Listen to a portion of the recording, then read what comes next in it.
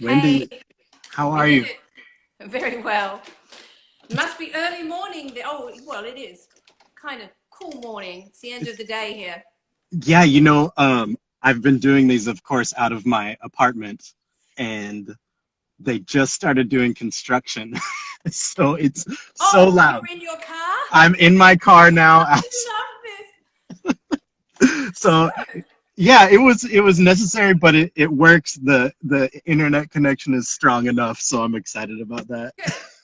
Very good, very good. So you're Anyway, nice to be here with you all.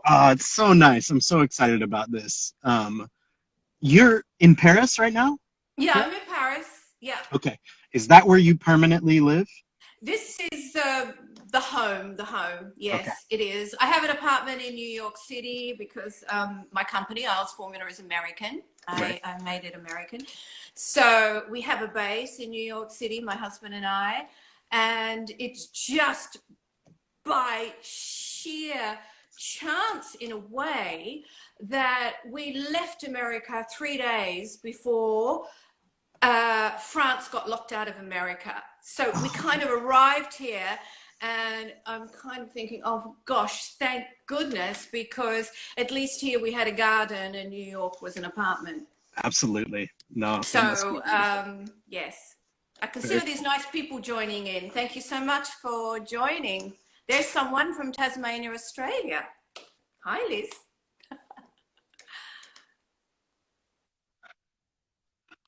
So, um, I've got some light notes. So if you see me looking down, it's certainly not It's out of okay. I context. probably should have had some too. No, no, not at all. Um, I have learned the hard way that notes are really important for interviews, but I'm In learning case as you we have a go. silent partner, you won't Yeah. have that problem with me. I talk a Okay. lot, so Amazing. I'm told. No, I love it. So everyone, this is Wendy Iles. She's an amazing hairdresser with a fantastic list of work. It's pretty unbelievable what you do. I always knew, but as I started to research your work and see just how well-rounded of a hairdresser you are and just how many things you've touched in your career, it's really amazing. It's really, really cool. It kind of is, one life just goes on at such a pace, and you really don't think about it. But when you contacted me the other day and said, okay, I want to ask you from the beginning about your childhood, about your Right. life, and Mhm. how it happened, and all that, and I'm thinking, oh my goodness, can I think back that far? And then I start to think about it. And yeah, there have been a lot of touch points along the way. It's interesting. It's amazing. Life is a beautiful thing. Totally, totally. You I just have to be already, courageous yeah, and accept the good things when they're dropped into your lap, and sure. not be nervous and say yes and just go for it. I've got I already know that we have to do two parts because there's too much that I want to talk to you about within 1 hour. So in that case, we can just not be nervous and chill and talk. But you started in Tasmania, Australia. Well, I was born in Tasmania, Australia, which is Okay. I mean, it's very close to my heart. So I grew up there. My father on a big farm on the northwest coast of Tasmania. So often when I say Tasmania, people say Transylvania. I said, no, not Transylvania. It's Tasmania. Uh-huh. So really, honestly, I am so proud of that little island. It is so beautiful. And what is so special for me is that I go back to visit once a year. Nothing really changes. Mhm. And geographically, it is such a beautiful island. I mean, national parks like you've Yeah. never seen. Gorgeous. Well, in America, you have good ones. Beautiful beaches. My father is an opium poppy farmer, or Oh wow. was. He's Okay. retired now. And Uh-huh. then my brother does that as produce, which is not the reason my childhood was happy, but My father had contract for growing the poppies for morphine, actually, for the hospitals. But I would always go home at Christmas, and it would be 360 degrees of these violet poppies blowing in the wind. It was so beautiful, but I of course, bet. very, very controlled. Right, right. But anyway, so yes, it was a great beginning. And I guess I often think of that because I love to garden. Hmm. I have a big garden here in France, and I love to garden. And I often think of my parents, farmers, and it's in my DNA. It Yeah, certainly is. sure. I still live in an apartment in Los Angeles, so I haven't got to see if it's in my DNA yet, but I would like to at some point, you Oh, know. you have plenty of time. You Yeah. have plenty of time. So I've watched a few travel shows about Tasmania. I've never been, but is there like it's it seems really remote. Is there kind of a fashion thing? Is there Oh anything to no. grasp onto there? Oh no, no, not at Okay. all. No, not at all. Okay. No, it's interesting that um that, how do you say, that whole adventure of leaving the farm and doing what I did, in fact. So, since I can't remember, and a lot of passionate hairdressers will have this same story, you kind of grow up with a comb in your hand. You know, I obsessed with hair. I still am obsessed with hair. And I remember as a child, all my dolls were being coiffed and cut, and it was always that Barbie dolls were important to me, and then my father made me a Wendy house in the garden. I think in America you call them Wendy houses, right? Those little tiny playhouses, Yeah. I, which was a salon, of course. I right. turned it into a make-believe salon. So hair has always been there in my life since I can remember. And so do you want to know about that hair journey from I mean, yeah, Tasmania? absolutely. Well, I know that you started, in a salon. Was Yes. that in mainland Australia or was that in No. Tasmania? So I want to come back to that Okay. later. I'm going to kind of fast forward, but Sure. that salon in Australia, I did my 4-year apprenticeship. Okay. I saved my pennies and I did a trip to London, and I was in London. I had an amazing time at Vidal Sassoon in London. That was in the early 70s, and I tried to put a date on it today, and I didn't quite get it together, but it was for a few years in London. Hmm. I was one of the first to bring back to Australia the Vidal Sassoon technique. Insane. That's insane. Yeah. So I brought that back to Australia and to a salon there. I mean, it was at the time hair was being revolutionized. Hmm. There was still coiffure happening, the big bonnets and the roller sets and blow dries. I remember discovering blow dries back then. Yeah, I'm sounding like a dinosaur. I It's kind of am. crazy. But I Yeah. started very, very young. Hmm. I Hmm. started in that salon I was 14 going on 15 when I was offered 2 apprenticeships. I finished school and I chose one of those apprenticeships. And I have to say, thank goodness I chose the salon I did. I was lucky enough to be able to choose back then. As a freelance hairdresser, which is a lot of the archives that you've seen of my work, the creative work, and the one that archived the book was based on, which is editorial work, in fact. I pull from that education that I got in that little salon, not from Sassoon. Sassoon taught me to cut, and he taught me to think differently. Right. Completely changed my for hair cutting. Today I still cut Sassoon technique, but I've eased it off. So Mm. where we would take an hour, step by step by step, I kind of have softened that off, but the arithmetic of all those haircuts back then had a method.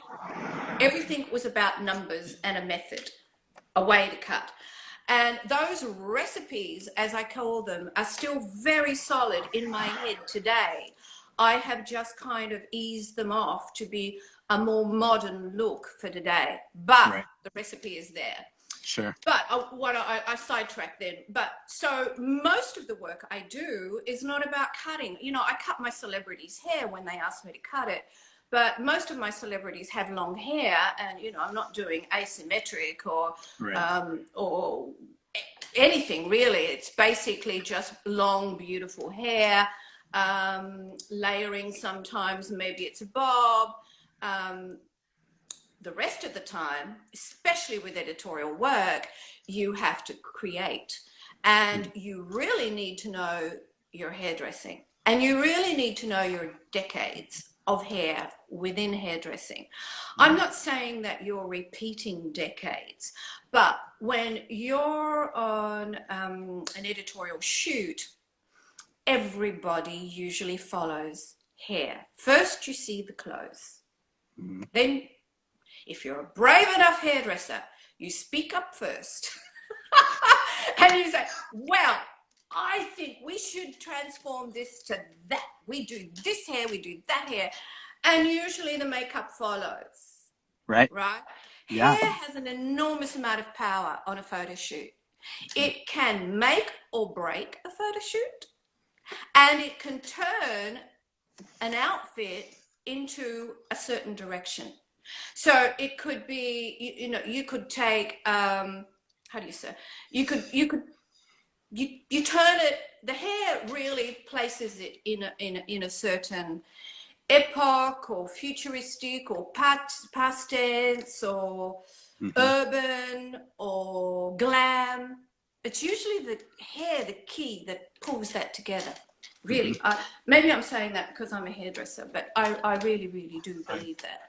Hair is one of the most important, and I think any good photographer out there will tell you, apart from fabulous clothes inspire everybody. But hair is first of all, one of the most, I've heard this so often, it is so hard to find a good editorial hairdresser that can actually just pull styles out of their back pocket and create them. So what I was saying was you have to really know what was turn of the century hair, what was the 1910s, 20s, 30s, pre-war hair, 50s hair, 60s, 70s, 80s. You got to know all this stuff. I'm not saying repeat it, because you don't want that. That's dead talent. What you want to do is to take the inspiration from those decades and transfer it to today. Make it your own. Sure. And I think that even if you intended on repeating it, it would still be modern. Like, you could try to replicate it, but it would still translate. And I think a lot of companies lose touch with that, the ground level basics, because you can refer back and be modern. Yeah, you know something that I discovered this years and years and years and years and years ago. And that's one of the reasons why 2 decades, 3 decades later, I was doing all those hair campaigns around the world. I really believe this was the best education ever. So when you don't use hairspray is a killer. I've done masterclasses just to teach hairdressers to please put the styling products down. Work, and they are like, oh, I need my hairspray. No, you don't need your hairspray.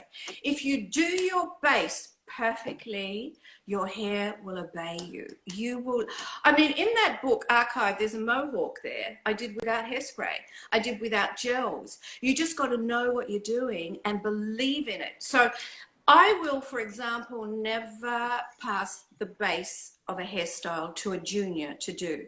Not even if that junior has been with me for 3 years or 4 years on set. I always do the base myself, because when I'm doing the base, I am thinking exactly what I want that hair to do.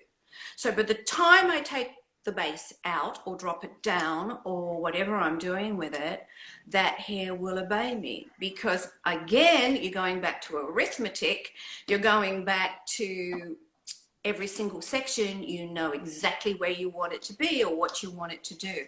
I'm talking about coiffure. I mean, and then you've got the complete opposite. If you're doing something very raw and organic, then you have to have the control to know that maybe nothing needs to be done. It's perfect.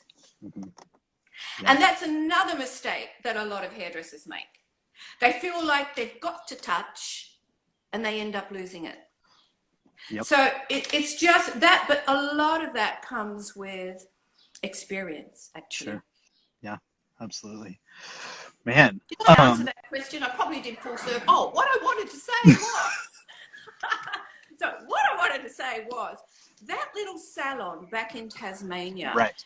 As an editorial hairdresser, I pull on all those coiffure that I learned back then. I learned how to put a roller in. I learned how to backcomb. I learned how to do a wedding chignon. I learned how to do a French roll, like an Alexander French roll. I learned all those things. You don't learn that at Sassoon. Sure. You learn the best cutting technique in the world. Right. So what I draw on is that experience from Tasmania. Well, I've said this in my interviews 1,000 times, but I came up in the early 2000s with Tony and Guy, and there was no coiffure at all. There was just a flat iron and shattering hair as much as possible. So when I came to LA, where I started doing session work and assisting people who were, you know, big names that would come out to LA, I really got schooled hard. It was something that was a harsh realization that I was going to need to stop and refer back to the basics. And it's a practice too. It still needs to happen. It's a rude awakening. It's kind of, yes. We should do some good master classes. I agree. I totally agree. We have a space for you to do it now, so I'm excited. So you had this early training in Australia where you actually learned how to dress hair, which was fantastic. And you said you still pull on that. Was there someone there who was particularly interested in that, or was that just the tone of hair at that time that you just had to know that? Sorry, I missed that. I was looking at some names that I knew passed by. No, it's okay. Okay, sorry. Wave and talk to whoever you want. It's all good. No, tell me. But so the coiffed hair at that time that you were learning in Australia, was there someone in particular that you focused on that was showing you the ropes, or was it just the overall tone of the salon? No, learning what I learned in that little salon, that's what they were all doing. Right. Okay. Cool. That was what they were doing, and this is what I was learning to do. So then you took this time away from that salon and you went to London and you worked with Vidal. At Sassoon. So that technique actually changed my philosophy about hair immensely, because you can imagine I came from a salon of coiffure. You know, I saved my pennies. This really makes me sound like a dinosaur. So I saved my money and I took a ship, which was the last boat, Sydney to London. It was the last ocean cruiser of P&O, called the Oronce. I was on that last voyage. It was 6.5 weeks on the sea. Can you imagine? That doesn't even exist anymore. Sydney, London. And arrived. That's insane. As green in London. But anyway, yes. So, so many questions. That's the technique that I took back to Australia. And that's an interesting moment as well, because I had a salon. I went back to Tasmania, in fact, because my parents bought a salon. Okay. So I kind of went back to take over that salon. And Did they do it because they were in the industry, or they just knew it would be a home for They you? had money to invest, and they knew that Okay. Wendy would come home. Gotcha. Cool. But then I ended up buying the salon off them. I mean, we had such an amazing team. I formed everybody into the Sassoon method, and we had a 6.5-week waiting list. It was crazy. Wow. 6.5. There were 16 of us, 16.5-week waiting list. In the end, there were 16 of us. It was non-stop. It was so phenomenal. We really changed hair on the island. And then a buyer came along, sold the salon. I ended up in Melbourne. I was married at the time. My husband was a bit of an entrepreneur. Actually, I kind of missed a bit then. He made me the most he built me the most amazing salon with spas and manicures and all that. I will say there was some very great talent that came out of that salon. Very great talent. Anyhow, sorry, that salon was in Melbourne that he no, he built it in Tasmania. Okay, cool. Yeah. Then we sold that, went to Melbourne, and I was working, not for very long, actually. I was working with Edward Bill back then. He was also a Sassooner. Okay. And he had bought also, around about the same time, the technique back to Australia. And so I was working in that salon in Toorak. And I got a phone call one day from Australian Vogue. Mm-hmm. So this is another door that opens, right? I love it. Yeah. So, oh God, Australian Vogue. And I got invited to be on a photo shoot. Honestly, back then, everybody knows what a photo shoot is now for hair. But back then, I didn't know what that was. I just knew kind of that I needed to take a blow dryer, a brush. I mean, you should see what I travel with now. I have 3 suitcases. Right. When you put extensions and all the other bits and pieces in there. So when I think about it, I'm so surprised that I even managed to get invited back to do more Vogue, because I didn't know what I was doing. I gave the girl a blow dry. However, it just so happened that he was the hot, Monty Coles, the hot photographer for Vogue at that particular time. Cool. And they liked, and they invited me back. So I have to ask, what was the look ultimately for that shoot? It was an 80s look. Okay. Very 80s. Gotcha. Pretty horrible. Okay. No, I mean, is there any good 80s? So it was all about kind of natural curl, kind of. Right. Yeah. She was a beautiful model. She was one of the top models as well. So, I kind of landed, this just kind of fell from the sky into my lap. And I will say to you, I was a bit nervous because I didn't know. It was new territory to me. And I really didn't know what was expected of me. So on that note, I just found that quote from your dad about nervousness. Oh, and yes. Thought, I wish I had heard that quote 10 years ago, because my nerves have always been something I had to conquer in these situations. So could you relay that quote for us? My dad saved my life so many times. I can remember being so nervous about a situation, I would almost be vomiting. And then I hear his words, and they've stayed with me for life. I mean, these days it's very rare I get nervous because, I've had experience, but there will be occasions maybe I might just kind of think, oh, okay, it'll be fine. Do your best. You can't do better. So my dad said to me, never be afraid of being nervous, because when you're nervous, you can count on yourself. You know that you're going to perform your very, very best. And it is so true. Sorry. You see a parking ticket? No, somebody just parked in front of me and he's making sure he's good. It's so funny. Okay, sorry. That was the worst. So he thinks you're speaking to yourself. He doesn't realize you're speaking with Paris. Right, I know. No, high stakes right now. So, sorry, let's do that again. So he was talking about being nervous and how you can rely on yourself to do your best at that And point. he's kind of right. I believe in life what you do have to worry about is kind of being blasé, because then you can't count on yourself to do your very best. So Never be true. blasé.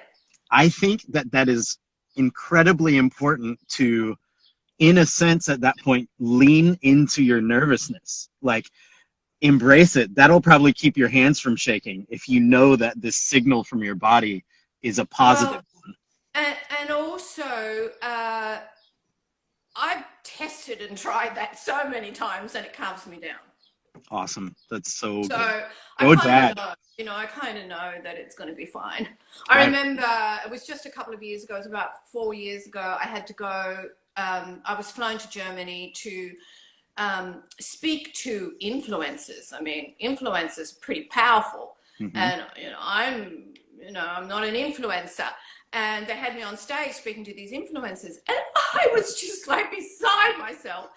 I was so nervous, and then I was just about to be called on stage, and then I could hear my father's words in my ears, and it was just like, you can do this. So good. And out I walked, and I spoke to these 2,000 influencers about, be sure you keep integrity. Don't spoil it. Be honest. Integrity is a great word, because there's not a lot Integrity of is everything. Mm-hmm. Let me tell you, it is everything today. With social media as it is one of the most important keys, I believe. Same for brands. Mm-hmm. Same for everything. Right. And you are dabbling in all of it right now, which is really amazing. But before we get into that, Yeah.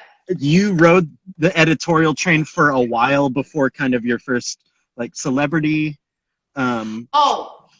Celebrities came because, Mm-hmm. so let's talk about the third decade. So the second decade was falling into freelancing. And that took me to New York for a couple of years, back to Australia. I've been fascinated with France since I was a little girl. And I wanted to do the French experience because I wanted to live amongst the Latins. Mm-hmm. So I made it happen, courageously, actually, because I didn't know French when I came. I kind of struggled with it. But I was in love with France. And Paris, for me, they say Paris is a Virgo city. I'm a Virgo. Oh, we just get on so well. Every time I'm in Paris, it's just like, so beautiful. The colors, even the grey sky, everything is just so harmonious, and everything's like a water painting. So, Sure. I'm sure I've had, if it's such a thing that exists, people have other lives. I'm sure I was French many, many, many, many times. There's no French blood in your heritage? Excuse me? Do you have any French heritage at all? No, Irish and Scottish. Okay. Just making Irish sure. and Scottish. But my husband's French and my daughter's French, so... Oh, cool. You've got it. Yeah. I have a life in France. Right. Then I ended up here in Paris, and a lot of the archives that you see in Archive, the book about hair, were my editorial archives done through Paris. Cool. And then I fell into, which was marvelous too, it was another decade, doing an enormous amount. At its peak, it was 3-4 international flights a week out of Paris, around the globe. I mean, big. I mean, I would be 14-hour flights. I'd be in Asia, in India, in Middle East, all around Europe and America and South America, doing high-end campaigns, hair campaigns. Okay. Cool. A lot of the people on those campaigns were A-listers. Mm-hmm. That was the beginning of getting A-listers in my chair, actually. And you know, when an A-lister likes you or likes what you've done with them, they will invite you back. Right. Right. And they will stay with you. They are very fidel. So you end up doing everything with them. Is it true that was Elton John your first Yes. celebrity? Because that's mind-boggling. If somebody That told was another scary moment. That was like, Dad. Yeah. Yeah. He was divine. I have a friend here in LA, Pamela Neal, and she was David Bowie's hairdresser towards the end Oh, of his life. nice. And Nice. it's almost the same thing where you are going to try to enhance the look of somebody who's already so creative you and know what I did? huge. I cut his hair. So I was in Australia back then. So he was doing a tour and he needed a haircut.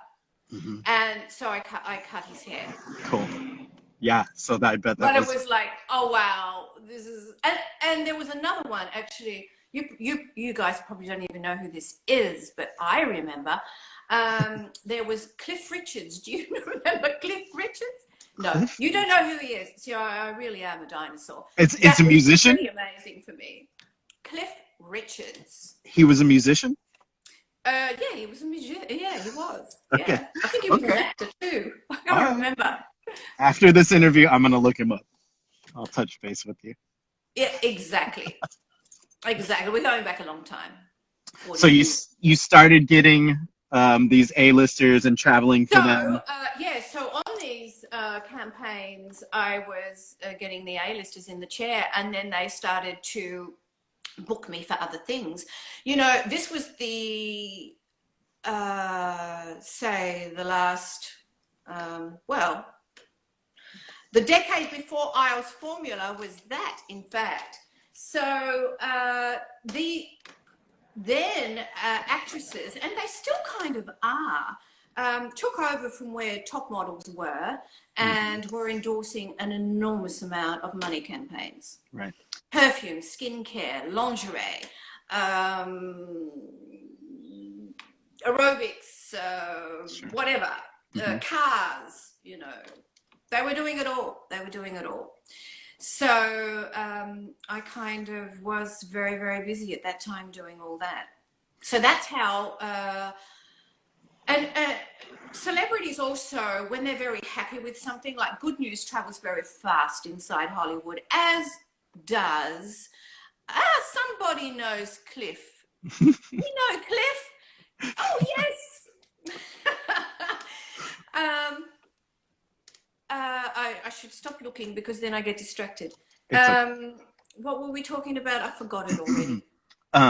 Hold on. You said that, Hollywood news travels very fast. So,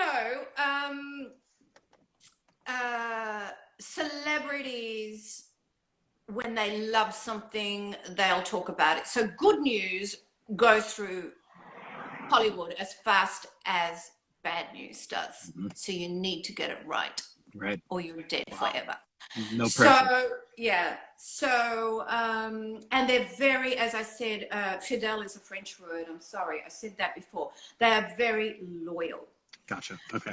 So once they have you in their circle, it's a very intimate circle, and they really count on you. And yeah, I'm kind of very old school too. I think that is something that helped me immensely. I mean, I will never take out my camera around a celebrity, for example, especially in her home, because she's there with her children or her husband. I mean, she's in her own private space. You're not going to be clicking. I wouldn't ever, no matter the age of the celebrity, not even if she's clicking, I still wouldn't do it. I have very old school rules about that. I think that is something that people are,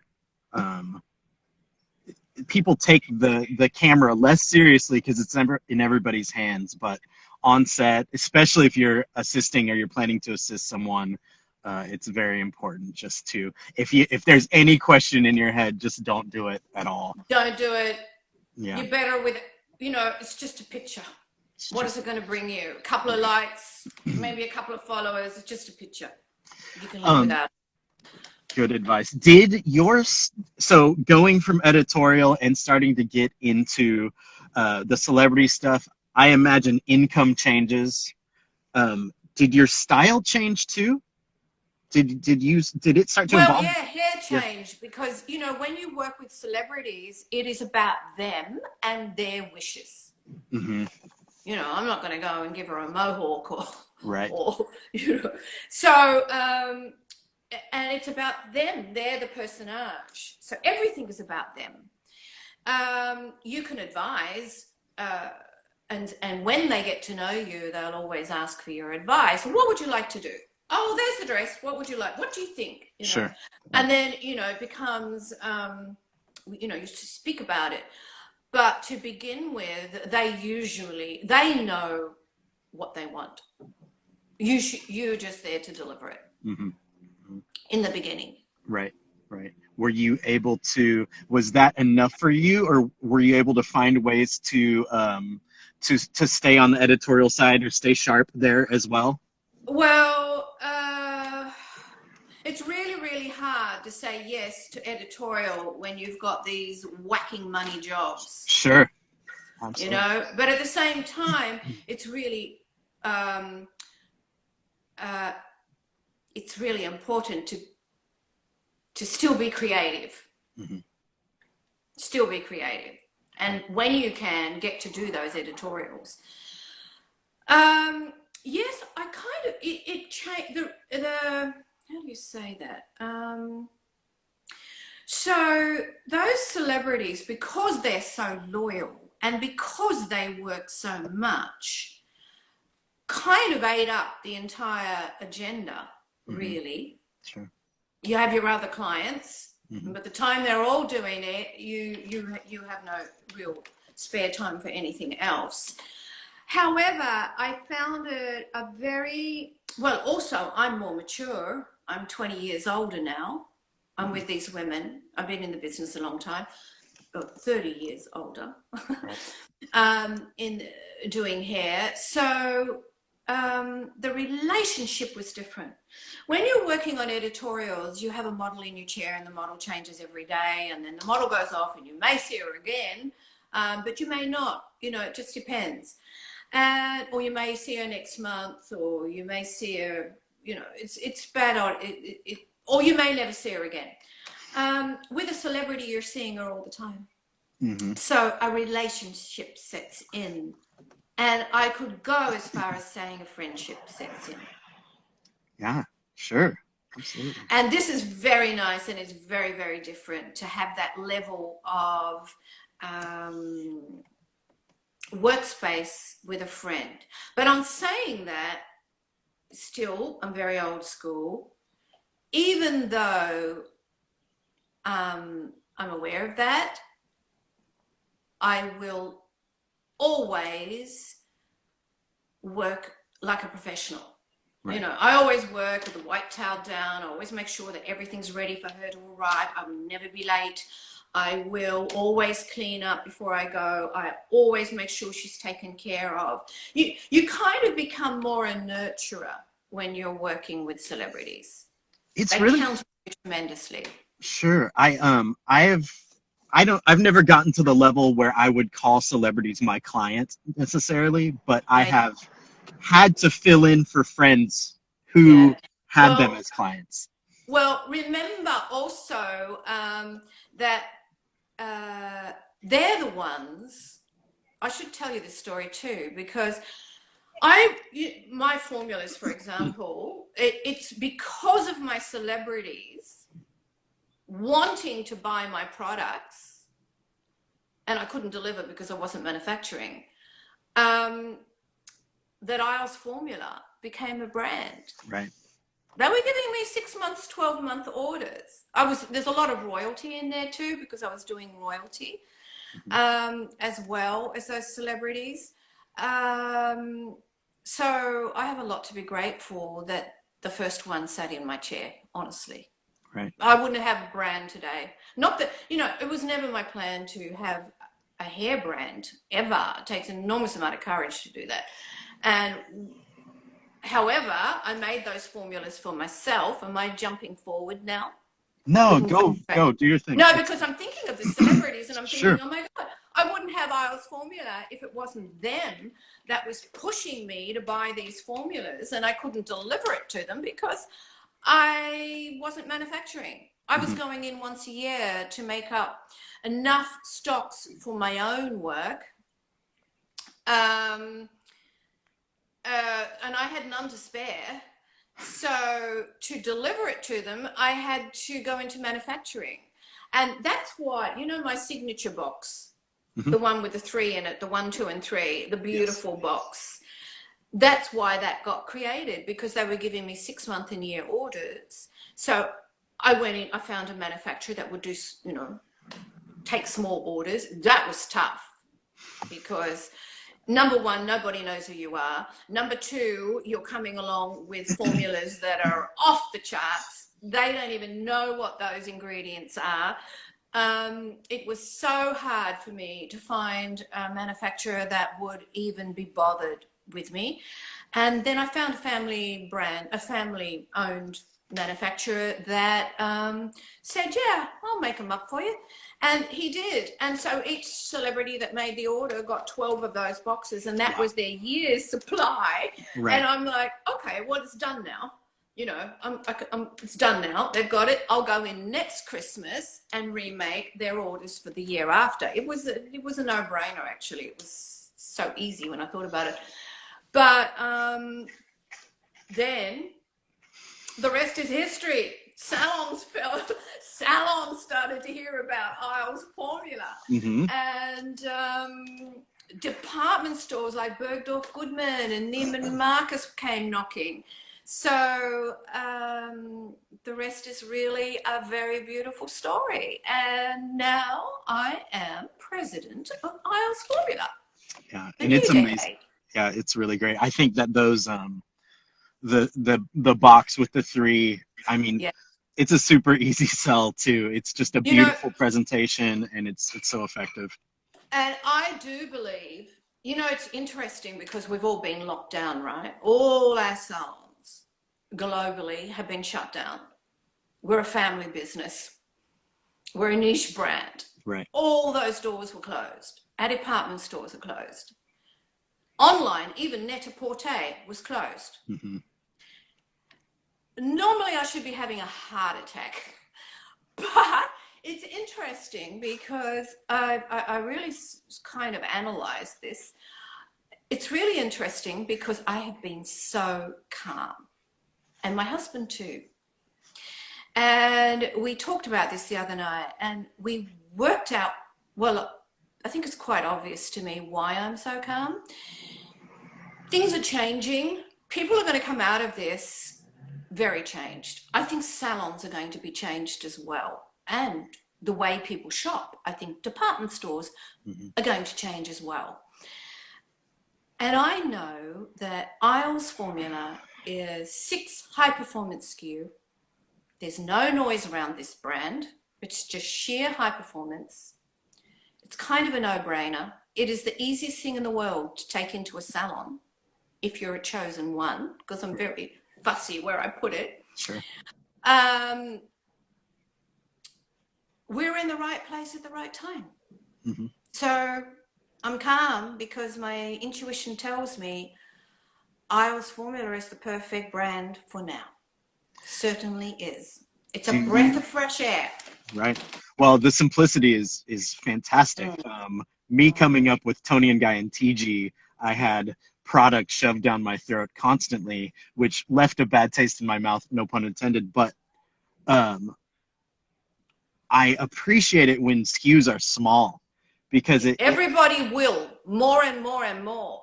If you analyze those big brands, I don't want to put anybody down because there's some good brands out there, but I just want to say this. If you analyze some of those famous brands and just think, how many of those SKUs actually sell? You might have a wall of 45 SKU. You have 2 bestsellers if you're lucky. Right. The rest is noise. Yep. We are 6 SKU and every single SKU sells. Anyway, I better not talk anymore or we'll lose people because they'll be saying, she's selling her brand. No, I'm not. I'm just passionate. I think my brand's fabulous. Well, you know, what we've been talking about in your journey up until this has led to you creating a brand that has integrity and that you can stand behind. I think that it speaks to what kind of person you are and your experience. So I think it's a natural evolution of a hairdresser like yourself to put out something that you use and believe in. Well, remember, this was not my wish. Right. It happened because they were giving me orders for it. They were experiencing it. I was using these formulas on them, on all those shoots. I had them in my bag. I was using, you know, remember, I don't use hairspray, I don't use mousse, I don't use gels. I've got them in case I need. And there's a hurricane one day and I'm outside shooting. I might need a bit of hairspray. But most of the time, 98% of the time, I work with my serums, which for me are the new wave of styling. My serums are phenomenal. Heat protection, UV protection, they have organic memory. Look, I did this 3 days ago and I just re-put serum on it every morning, blow dry the serum in, and the memory is just there. And it's just soft and organic and gorgeous and nurtured. That's what they do. I think it's the new kind of... So real quick then, just tell me about your thought process developing the serum so people know where it came from. Okay, so the reason that the finishing serum was the first, and that was one of my private formulas. So imagine I'm on set in countries like Asia, sometimes in India, doing campaigns without air conditioning, under hot lights. And I will say some of those jobs were up to 14 hours in a day. I think back, you know, I was only thinking back a few days ago about this and thinking, oh my God, you know, I worked so hard back then. You know, I would forget to eat and it would be 14 hours later and I've had 2 glasses of water and I have worked non-stop on this one head of hair. So imagine if you put product on that hair, by 10 o'clock in the morning, you're dead. By 2 o'clock in the afternoon, you probably have to re-shampoo it and start again. You cannot do that. They're $1 million budgets. You've got 80 people standing around watching the hairdresser work. You cannot take her away and shampoo her and come back 2 hours later with fluffy hair. You can't do it. So that head of hair has to be as fresh after 14 hours of filming as what it was when you went on set at 8 a.m. in the morning. Right. And the serum was designed for that. Got it. Okay. So if I had a little bit of fluff, I worked with that serum all day. If I had a little bit of fluff, I put the serum on it. And, you know, if you have cobwebs in the neck, you put the serum on it. And you just keep applying the serum. And see, the thing with my serum is it doesn't weigh the hair down and it never goes greasy. So it was the perfect thing. And then you can brush it through and it's as if it's not there. Right. So that's the thought behind those 3 signature formulas. The thought behind them were for me and my problem working with tortured celebrity hair on set. I made them for me. I didn't make them for anybody else.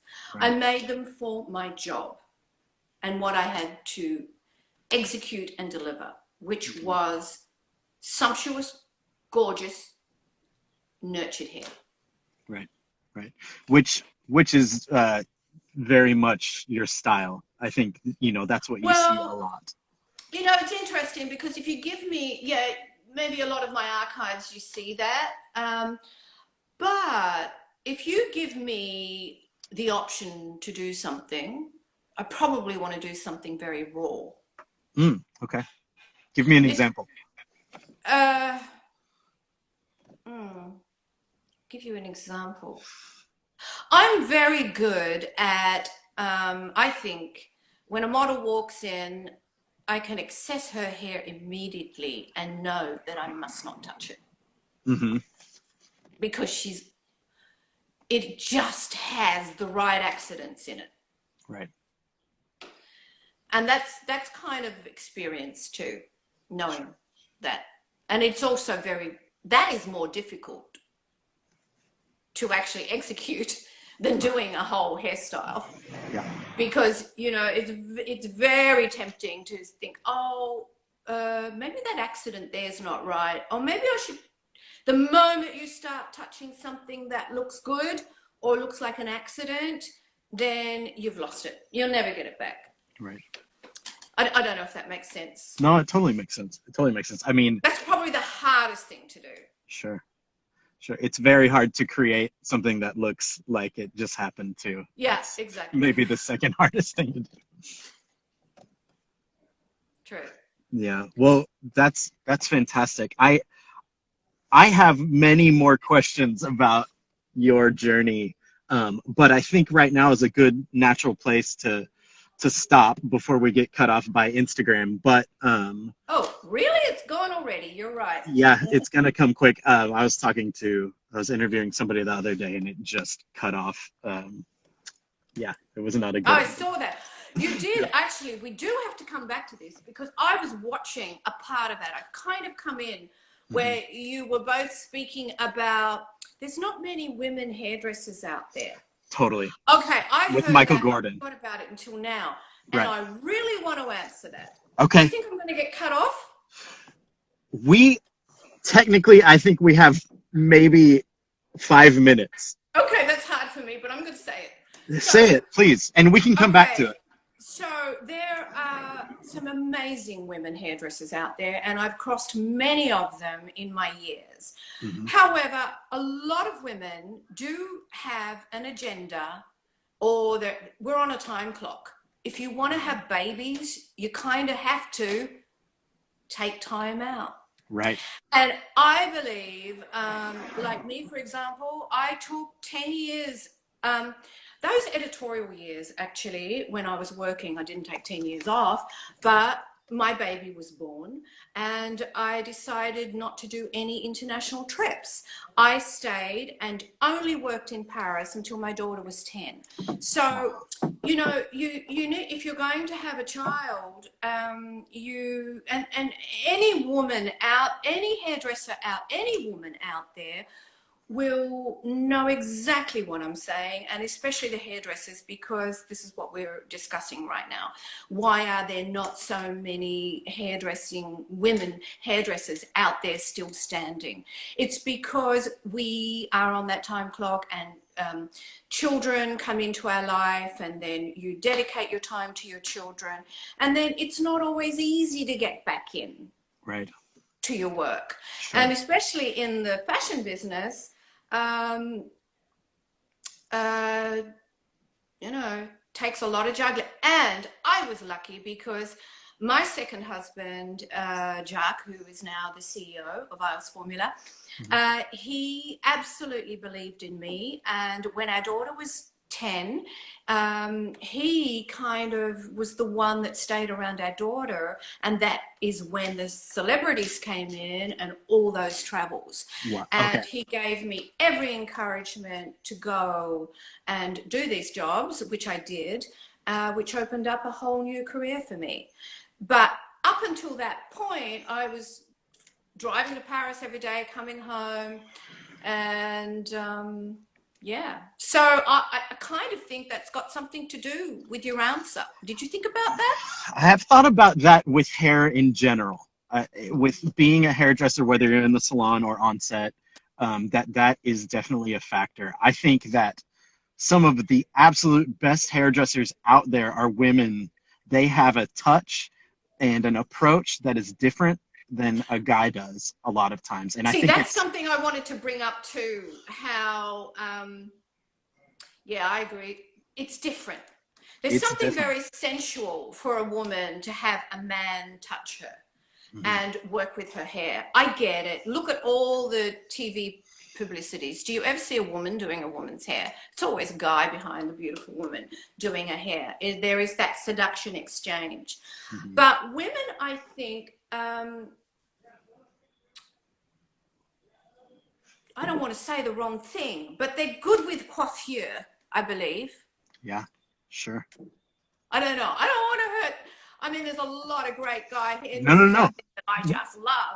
I think you guys are fantastic as well. But women approach hair differently. That is true. I do believe. And I agree. I don't know what else to say. Well, I will say that the people that I enjoy learning from the most in hair are generally women. There's a few exceptions there. I think that there can be just a more familiarity with women and hair because they grow up having to do their own hair a lot of times. Guys will generally have short hair as kids and stuff like that. You know, Go ahead. right. You're absolutely right. And you do a lot of those coiffures on yourself. You know, when I was working on my formulas, when I was actually, I mean, I tested them also on that world circuit, but it helped me so much knowing how to fine tune those formulas by using it on myself and wearing it and living with it. Yes. I think, I think obviously in this world we live in, unfortunately, men tend to naturally have the upper hand. But with hair But as a that's fine. God, we don't want a planet without men. I right, love men. it's good to hear. But I do think women as hairdressers as a craft have an upper hand, and it's a Do beautiful you? thing. I do. I think it's great. I think it's great, just for the reasons that we mentioned before. Um, Hopefully, if you and I can do a part two, we can delve into that a little bit more. With pleasure. With Yeah. pleasure. I think you guys, as far as cutting goes, I mean, you're unbeatable Oh, because nice. you cut fearlessly. Right. Right. Maybe women take it a little more. They're not quite as fearless with a scissor or a razor or whatever it might be. Maybe that's the difference between men and women, maybe. Well, you can see it in haircuts often. You can see it in the way something's cut. Is, if it's cut by a woman or a man, there can be more elegance to it, or it can be just a stronger shape. Just depends. I've ventured into using a razor because doing the fashion scene, I've met so many Bumble and Bumble people, and so most of my teachers have been women, and they have a touch that I'm really trying to learn to balance out my hair cutting. But Fortunately, we're all different. yes, Fortunately. it's a very great, diverse industry that we work in, and I'm super happy to be a It's a part. beautiful industry. Honestly, It I hope I can hairdress until the day I die. I am so in love with hair. Well, let's end on that note. We got our 2-minute warning. I've enjoyed it Thank so you. much, and I'll And be in thank you to touch. everybody. Yeah, Yeah, thank you to everybody that joined in. We appreciate you. very much. This will go on our YouTube channel, so we'll be able to, Oh, yeah. anybody can watch, and I'll send you all the things. And I hope I can see you in person soon. Yeah, well, let me back into America. I'll be there as soon as I can. I'll make some phone calls. Thank you. I'll see you soon, Bye. Wendy. Thank you so much. Bye. Thank you. Bye. Thanks for joining, guys.